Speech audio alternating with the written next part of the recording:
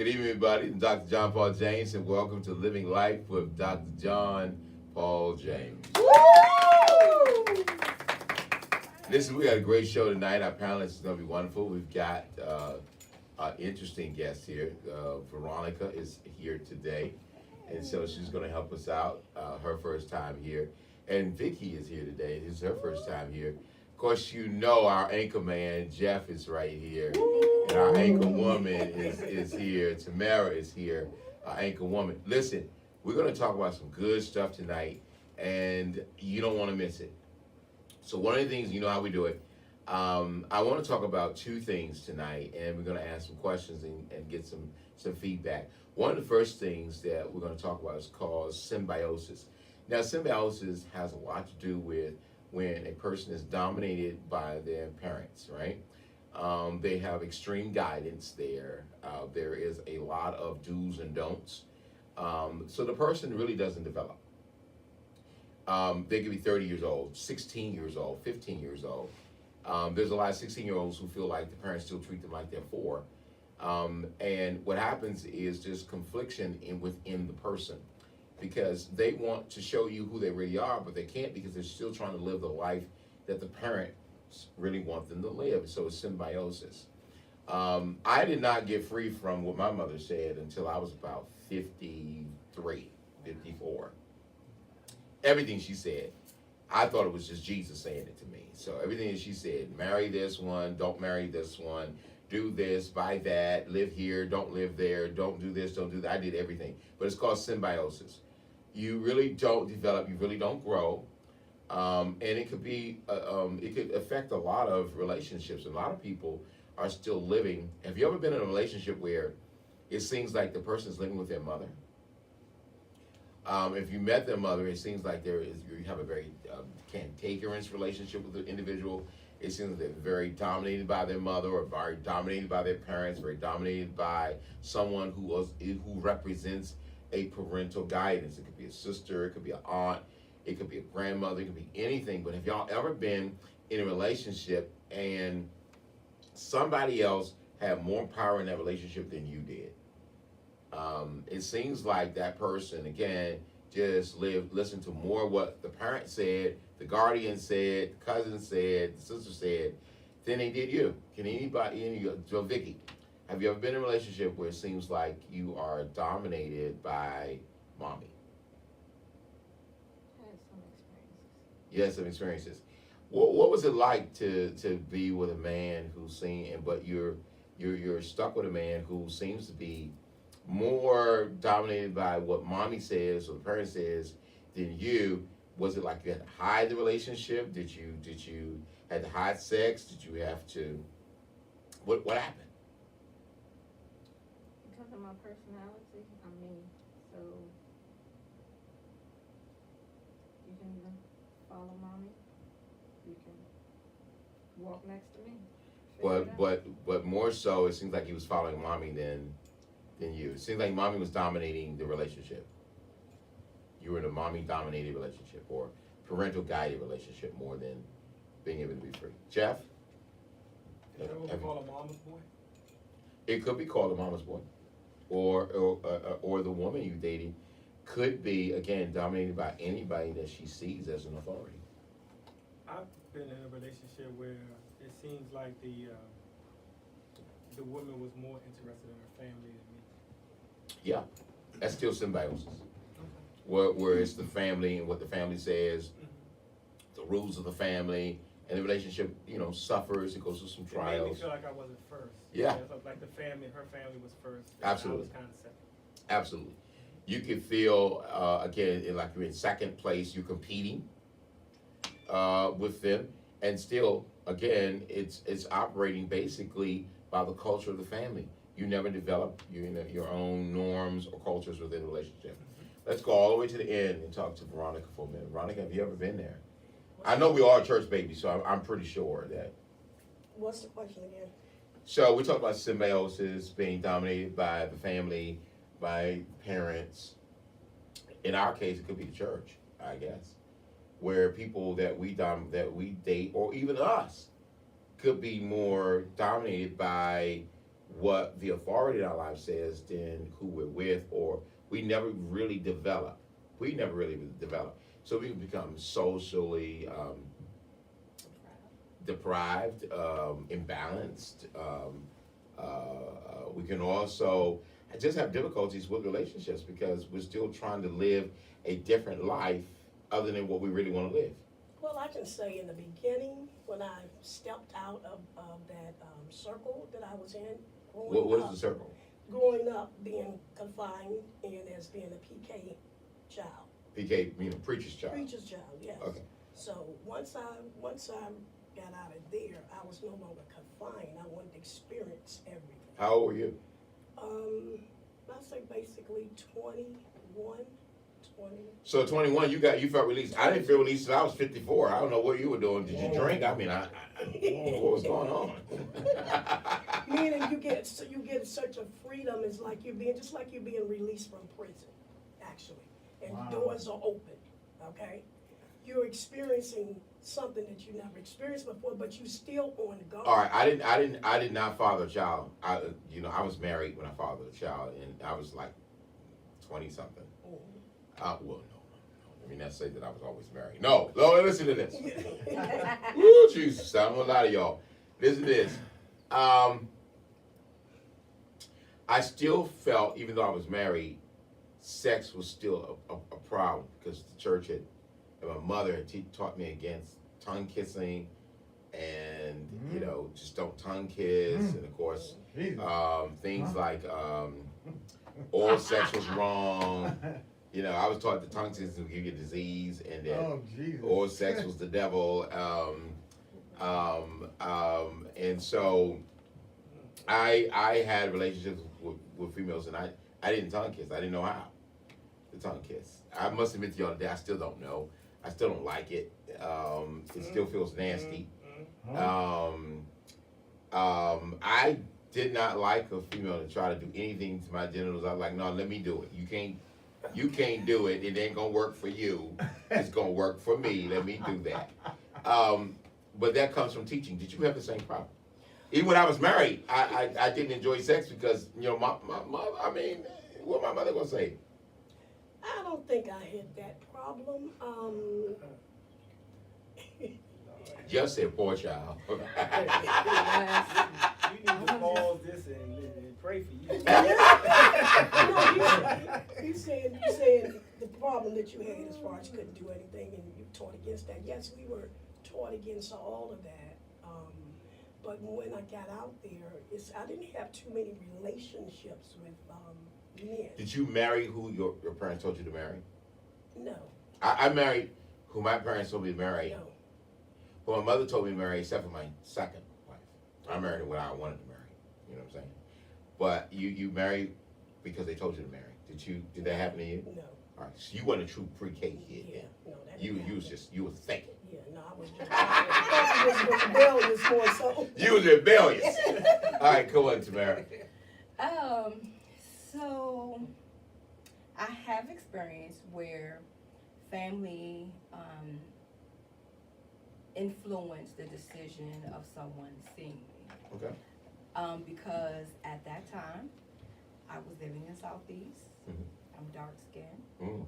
And I don't know what it was about being from Southeast and being dark skinned. They didn't particularly think that I was fit or good for him, because he was. How did you handle it?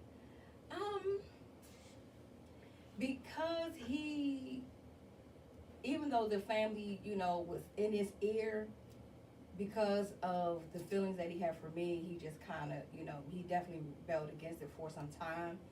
But as some years went on, he experienced some things, and the very thing that they wanted him to be with turned out to be the worst thing in his life.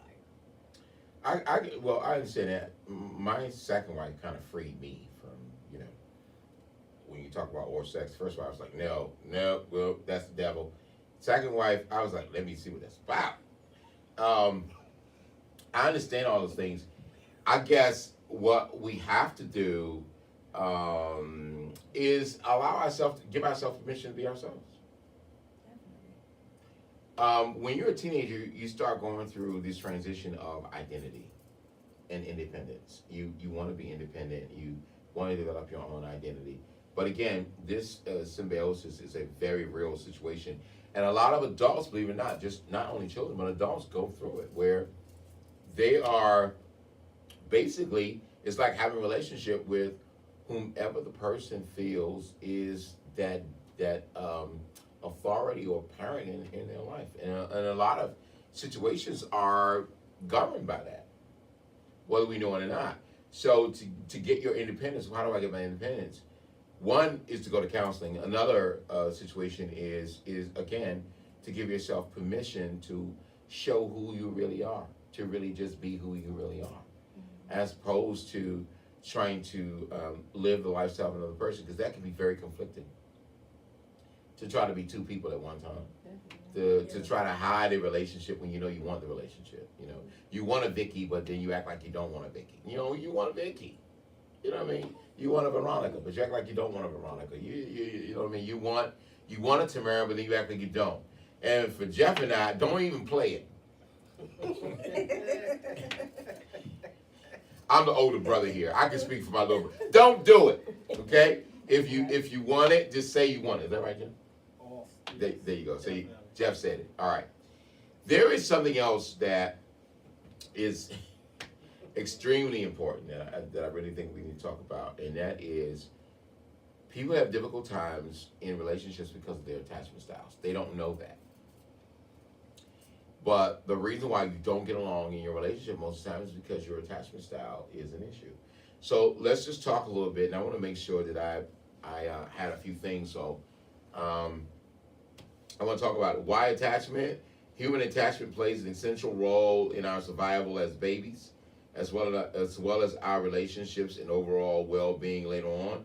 Since our attachment styles are formed so early, we neither remember much about the stage of development, nor do we have control over it. Therefore, our attachment traits are typically subconscious and automatic. As a consequence, we might find ourselves repeating the same unhealthy patterns in our relationships with ourselves and with others. No, so what are we talking about? What I'm talking about is our relationships, whether they're romantic, platonic, or familial, or family.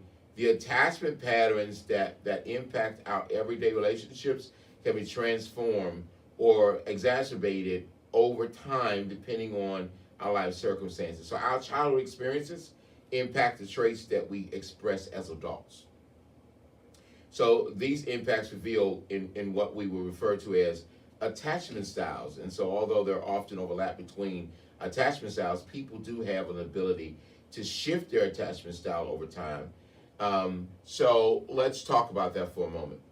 Jeff, you did an attachment style test, and that test came out to be what? Secure. It's so secure. Secure and avoidance. So you are avoidant and you are secure, which means you have the ability to swing between two. Yes. All right, so let's give them an understanding of that. If you came to see a therapist like me, and one of the things that relationships, if you came in with a relationship, one of the tests I'm going to give you is attachment styles. Now, along with the other mental health relationship or mental health tests we're going to give you in terms of anxiety, depression, mood disorder, all those things, I'm going to give you all those tests. But if it's a relationship, I'm definitely going to give you an attachment style test. Secure means that I can handle the relationship, I can manage the relationship, I can pay the bills, I can get us through trials and tribulations. I'm secure. I'm not afraid to talk. I'm not afraid of anyone coming around. I'm not intimidated. I'm secure. Avoidant says sometimes I shut down. Sometimes I won't discuss a topic. Sometimes I'll hear you, but I'll start talking about something else because I'm not ready to address that, and for various reasons. I may feel like I don't want to hurt your feelings. I may feel like I'm done. I feel like I've talked out. I don't have words to express how I really feel. There's a variance of ways why people feel avoidant, but you can swing between the two. So Jeff, in a relationship, a woman can be with you and she can feel like you're secure, Mhm. you're in charge, you're not intimidated by anything, and then what else happens? Sometimes when it comes down to talking, I might not want to talk right away because sometimes I need time to think about what I want to say. That's the avoidant part. Yeah, and I don't want to hurt anyone's feelings, and I also want to have my thoughts together so that we can have a very intelligent conversation with me, being more aware of what transpired. And there's a little bit of OCD that probably comes with that, because you can't let this thing go. There's some things that you can't let go. We're not gonna say that. Normally, in this situation, our brains won't move past certain things. So it has to go 1, 2, 3, 4. It cannot go 1, 2, and 4. It's like, no, you can't leave out 3. No, we're gonna discuss 3. It might be that military thing. It may be the military thing, but all of us, and I want to say this to you, all of us are a little bit of everything. It's not a problem until it interrupts your personal life or the life of another person. But all of us are a little bit of everything. But I will tell you this, I have learned to recognize how I am about it. And I try to make sure that I explain myself up front. There you go. There you go. So I really talk about it prior to it being an issue. I mean, This is my style and this is how I. this is how I am. Sometimes I'm going to talk about it. Sometimes I'm not going to talk about And that it. has Give me a helped moment. And that has helped a whole lot. There you go. All right. And that's really how you have to handle and manage relationships and even do self-management. You got to be honest with yourself. Am I ready to talk about that or not? Now, I may be a person, as a therapist, I would tell people to use their body. Hugs, kisses, and say, hey, I love you, but I can't right now. I need a moment, in order to do it, because I don't want to dismiss you. I acknowledge the fact that there is something that needs to be discussed. However, I'm not prepared to go that deep into that. So that's that part of it. Practicing that every day in my life is something that I do with all of my relationships. I tell people, I love you. I don't think I can have this conversation at this point. I don't want to feel separated from you. I don't want you to feel like I don't care. I do care. But I don't have an answer. I don't have an answer right now. I need to think. I need to fill that out. You know what I mean? Let's go to Vicky. Vicky, you took an attachment style test too, and what did it come out for you? Sometimes secure, sometimes avoidant. You're showing that sign like right now.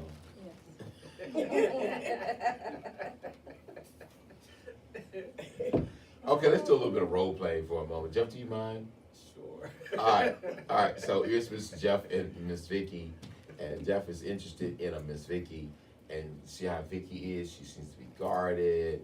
She seems to be a little distant, a little shy, even though she's not. You can look at her and tell by her hair color, the way she's dressed, she really isn't shy. She has spikes on her shoes, so she really is not shy. However,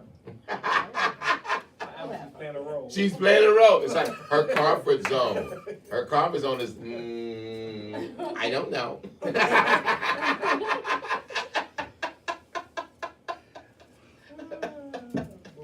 All right, so she does have the ability to sometimes be, I guess, just be dismissive.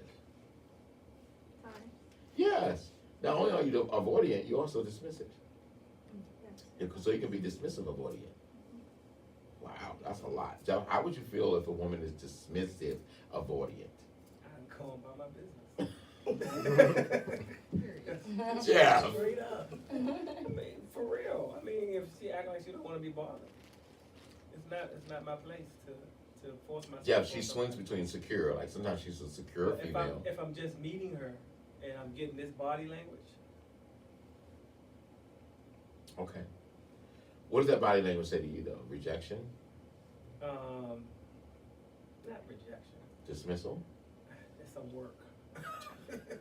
This chick is at work. Yeah, Piece of work. I gotta work to get her to talk. Okay. You don't want to put all that work in there. Depends on how I feel. A Okay. joke or two, you gotta loosen her up. Buy her a drink. See? See, there we go. Look at that. She smiled. Almost changed your phone. Jeff, you telling on yourself. I didn't do anything. Jeff is like, I can handle this. That's a secure man, right? All right, come on, let's go over here. I can look at you and tell sometimes secure. Again, sometimes very dismissive. Also fearful, avoidant. So sometimes you'll talk, sometimes you will not talk, and then sometimes you just will vacate the premises. Come on, talk to me a little bit. What is it that you wanna know? All right. Do you do that? Well, I know I'm secure. Mhm. Yeah, I'm secure. Vacate is kind of harsh, but you're talking about relationship, Yeah. correct? I'm only gonna vacate, if I'm in a long-term relationship, I'm only gonna vacate when it's over and it's done. What about when it's not a long-term relationship? Oh, You're not dismissive, no, really? really. Okay. I just say what I need to say, and I get in time and opportunity. I like what Jeff said about when you're in a relationship, letting the person know certain things up front. All right, so we're not always in a relationship. Sometimes we're dating. We're not even courting. Sometimes we're just dating. Yeah. Are you dismissive?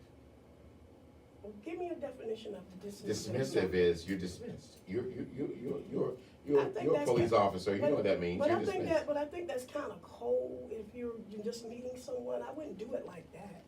Veronica, how would you do it? Show us. Well, I mean, I would say. Role play for us, Veronica. How would you dismiss something? Would you say if I'm I'm not interested right now in a relationship? Is that dismissive I'm not interested in a relationship. right now? All right. How do you know the guy wants a relationship? He just What you just wants. said, if we were in a relationship. I didn't. I said Or dating. You said that's dating. just getting to know a person. Okay, right. I'm interested. Courting is getting to know, so dating says I'm interested. So dating. I'm gathering information. Okay, Are you dismissive? no. Really? No. So a guy walks up to you and says, "Hey, baby. Hey, sweet. Hi, hotness." There it is. No, I mean, I ain't gonna do no much laying, bro. Just what I just did say. And walk Hey, off like he's not talking to me. How you doing? Yeah, I'm like just he's gonna say, how not you he's doing? not talking to me. No, I'm not gonna do that. That's not me. That's not me. All right, come on. That's Go, not me.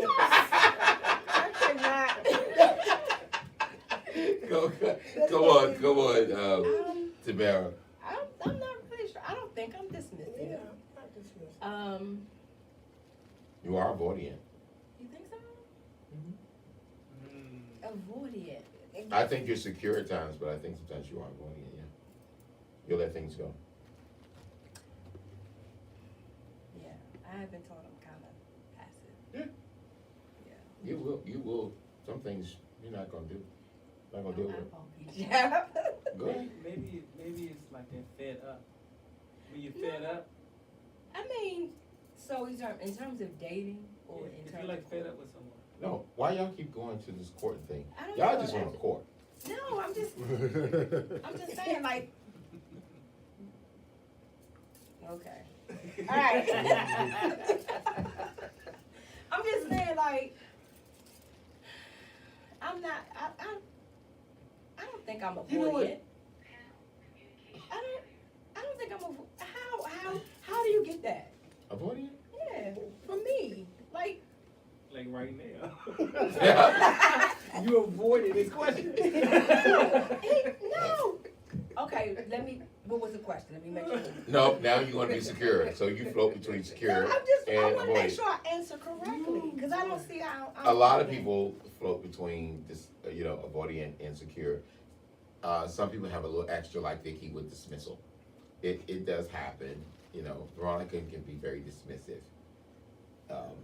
At the very same time. Me, I'm mostly secure.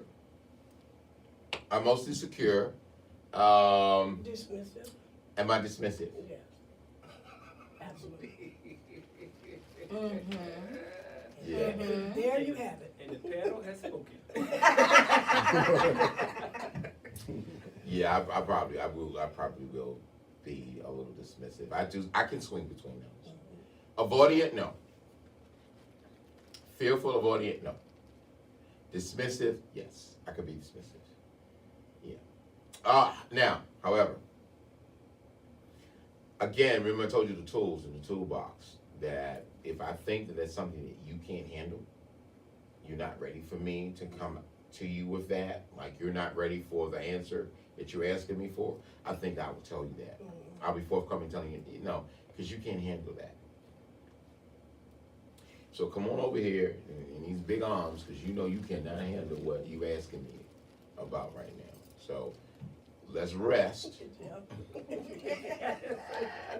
Let's rest on this, you know, and we're going to take things a bit at a time. Let me think about how to present something to you a bit at a time. Not that I'm not going to give it to you, but I think I'm going to give it to you in ways where I think that you can emotionally and psychologically digest it. Tamara asked, what's that, avoidance? That's not being avoided. No, because remember what I told you, I addressed it and I said I'm going to give it to you in bits, in which I can see you digest this portion of it. How are you doing with that? All right. Now I'm gonna break it down, because if you give it all to a person, like this whole bottle is full of water, if I give all of this to you, you may not be able to handle that. However, if I give it to you in degrees, then Vicky, then you could you could handle that. So I'm gonna see how you digest that first, and then we'll go to the next level, and then we'll see what you do with that, and we'll go to the next level. So in part, I'm gonna give it to you in parts. And I'm gonna explain to you that I'm gonna give it to you in parts because you're gonna be overwhelmed. And when you're overwhelmed, you're gonna be all over me. You're gonna wanna check my phone, you're gonna wanna check my email, you're gonna want me to come home, you're gonna watch what I wear, That's just you're too much gonna do too much, and I'm not gonna That's handle too it. much energy, I don't do that, I've never done that in a relationship, it's too much energy. You never done that in a relationship. What did you do? Shut down? I didn't shut down, I just didn't be bothered.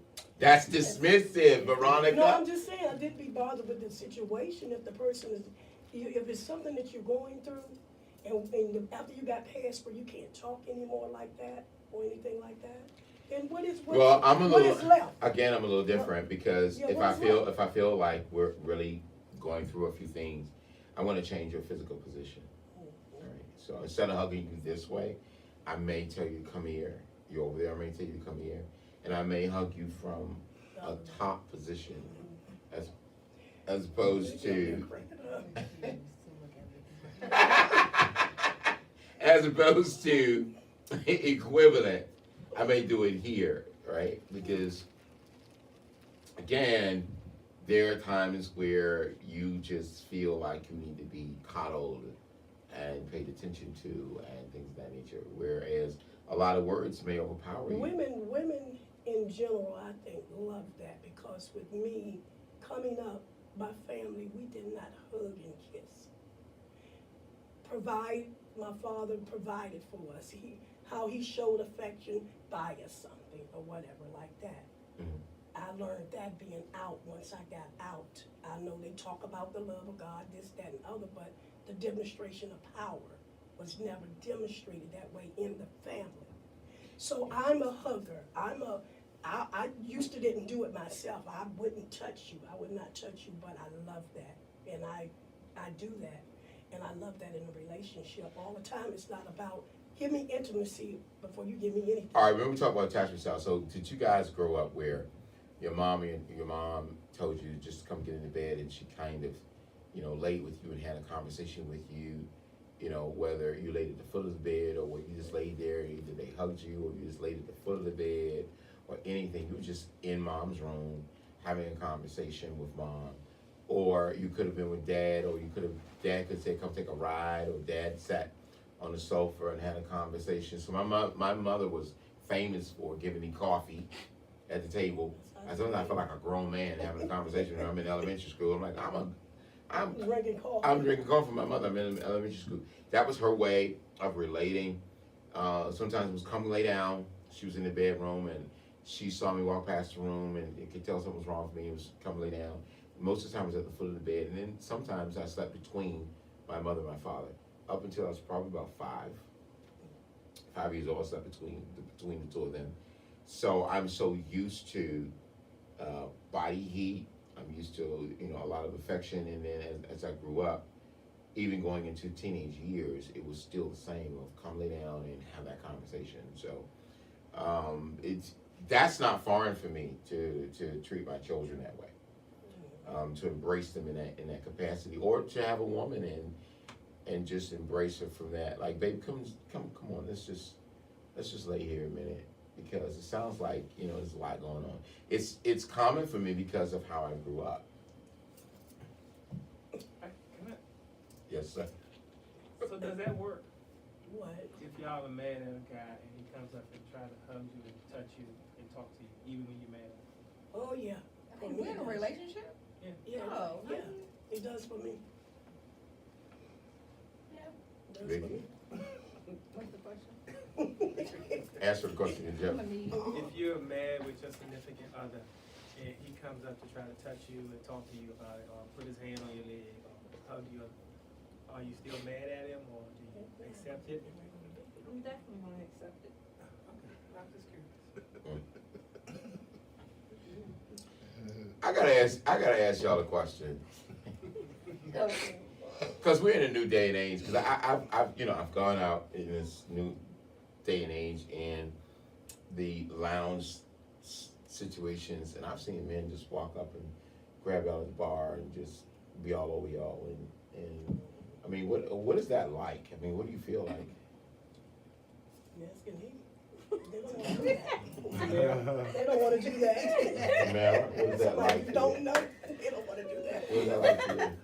So I'm very familiar with the lounge, club scene or whatever. So I know how men do, and you just have to know how to let them know. Listen, you can't just come up on me and feel and touch on me.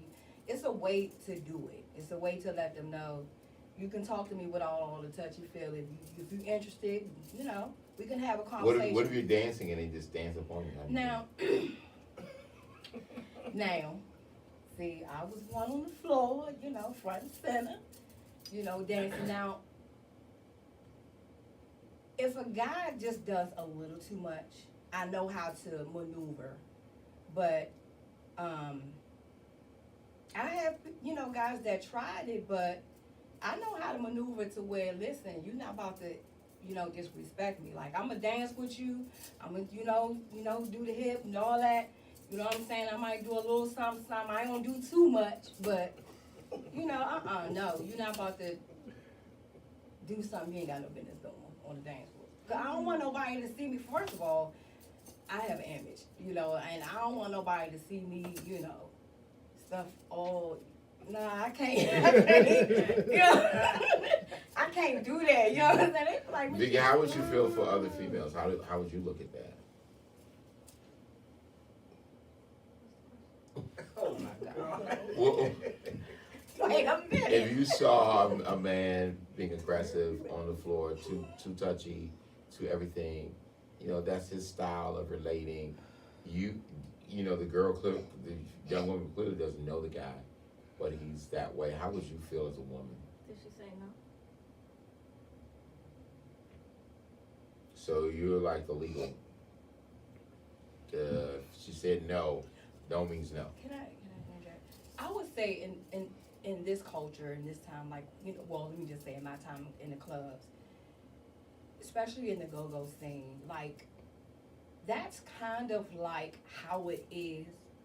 If you don't want that type of, you know, dancing going on, there, you know, I've seen females that don't know, and I've seen females just go in, you know what I'm saying? That's the music got them going, they had their drink, you know what I'm saying? So it's like, you know, they feeling themselves, they feeling each other a little bit, they dance, they do their thing.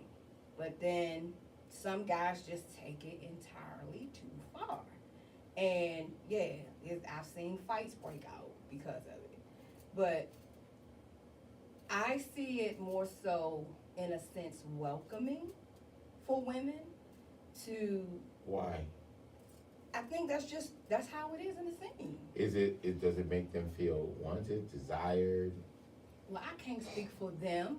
I mean, you think about it, like right now, I mean, you see women twerking on TV all day long showing their hind parts. So if you in the club and you twerking, you know, dudes, they automatically think, oh yeah, let me get up on that, you know, and then they do it. Some females will let guys do it, some females won't. But does it depend if you are attracted to the guy who does? Now, I will say, I thought that would change it or something. however, I mean, I'm still respectful with it. Like, you're not about to just, like, straight carry me. Like, I'm not gonna let you do that. However, you know, if you're a little fine, tall, dark, and handsome, you know, I might let you, you know, But it get a little depends on. close, but But it kind of. But if it's somebody that you just not attracted to and they do it, you're gonna really say no really quick. As opposed to somebody you might be like, oh, okay. I mean, I've danced with somebody I'm not really attracted to, but you ain't about to do too much. Like, no. I'm done. Okay. So what would happen if you saw that and a woman just came upon you? Because women do it too. Yes, they do. No, they don't. Yes, they they do. do. Not to me. I've seen They not that. do. I've been out and I've seen them do it. a woman. I'm telling you, I've been out recently and a woman was just all over me. I think Vicky was with me, and when I was walking off, she just hit my butt. And she was like, "It's just so fat." And I was like, "That's like a violation. Should we call the police or what?" I've never been. That's never happened to me. So once it happens to me, Women can be aggressive. Let me say this: it ain't all men. So what would happen to you if a woman was that aggressive? Depends on how she look. It depends on how she look, Joe. It depends if I've been drinking. I've been drinking. I wasn't drinking. I was appalled. I was appalled. I just felt so disrespected. It was like you know, that made me watch a little more of my surroundings and want to be protected. And so, And I think it has a lot to do with the person. well, I go with these two women who carry guns. So, I'm always protected because I'm with either one of them or both of them. Somebody has a gun because I can't. Yeah. I think it depends on the individual in a situation like that. That would really devastate me if somebody just walked up and just grabbed me like that, body parts. That would, I don't know where my mindset would be. Well, here's a great question for those who are watching, because again, we're in this culture, as Tamara was saying. It is the culture where people just walk up on you, men and women both do it. Walk up on you and they want to be aggressive as it relates to showing you how they feel about you, with no intent of dating you, courting you, being with you. It's just right here, right now. Here's the fun. It is the culture. How do you feel about that? I want to hear your thoughts. So I want you to comment on there because I want to hear your thoughts. I also want to hear your thoughts, those that are watching us, about attachment issues, or attachment theory rather. You know, we're all a product of how we've been reared and raised, and how are you in relationships? And then if you're interested in taking the attachment style test to find out how is your attachment, because there's certain things that you need done in a relationship so that you feel like you're in a relationship and the relationship is good. There's a certain way that you want people to attach to you, and there's a certain style that you use to attach to another person. That's going to be important. If you want to take that test, you certainly can. Just again, in the comments, let us know about the comments. The symbiosis situation that we talked about in terms of being in a relationship, or just being a person without a relationship, where you are really dominated by parents or siblings or anybody that you see and trust in your life that had an impact in terms of raising you and rearing you. It could be the church. But the point of it is that you really didn't develop in some areas. And so you are socially awkward. So you're not as free as you want to feel. There are some conflicts within you. And you know you really haven't developed. Again, there's several patients walked in where they're 16, but they feel like the parents treat them as they're 4. There are people who are grown. I am an example where, again, as I said, I was probably 54 when I decided I needed independence. I needed to do things the way I want to do things and not hear the culture of my mother, or the culture of the church, or the culture of anybody telling me what it is that I need to do and how I need to act, what my hair is going to look like, what my face is going to look like, what my clothes are going to look like. I need to become absolutely me and embrace me unapologetically, me. And a lot of people are not unapologetically themselves. They're still trying to mimic other people. But there's another portion to that, and that is, as people of color, we've been colonized. And so we've been taught to act like a race that we don't belong to, an ethnicity that we don't belong to. Our hair texture is not theirs. Our skin complexion is not theirs. And there's a way of life that is just ours, and it's just not theirs. And when you try to be anything else other than what you are, you're going to fail. It's going to hurt. You're not going to be happy. So you have to be, again, unapologetically yourself, and then come up with your norms or your culture. What is your culture? That's something that I often deal with relationships with, where I think the couple really needs to develop a culture. They need to develop a norm. You want something to happen in that relationship that doesn't happen. It's because it's not a culture. It's not a part of your culture. It's not a part of your norms. So he or she will not do that because that's not a part of the relationship that is understood. The reason why you get hurt is you have expectations that have never been agreed upon. You expect the person to be a certain way with you, but that is not a part of the culture, not a part of the fabric of the relationship. It's not thoroughly understood. So what is the agreement? How does it operate? We're going to really get into facets of relationships, because I think that is so important for us in a day and time like this. Again, I want to thank our new guests for coming on, Veronica and Vicky. Thank you so much for coming on. And of course, our anchor people, Jeff and Tamara, who bring so much light to everything. I really am excited about them being a part of it. Again, in your comments, if you have questions in your comment, in the comment section, please do that. And very soon we have a call-in number where you can actually call in while we're live, and we're going to address some of the issues that are coming up and some of the thoughts that are coming up. I like to hear, and we want to be able to address. I'm Dr. John Paul James, and you are watching Living Life with Dr. John Paul James. Until next week, we'll see you later. Don't forget a special new, Valentine's Day is coming up next week, and we're going to have a wonderful time as we talk about love. See you next week.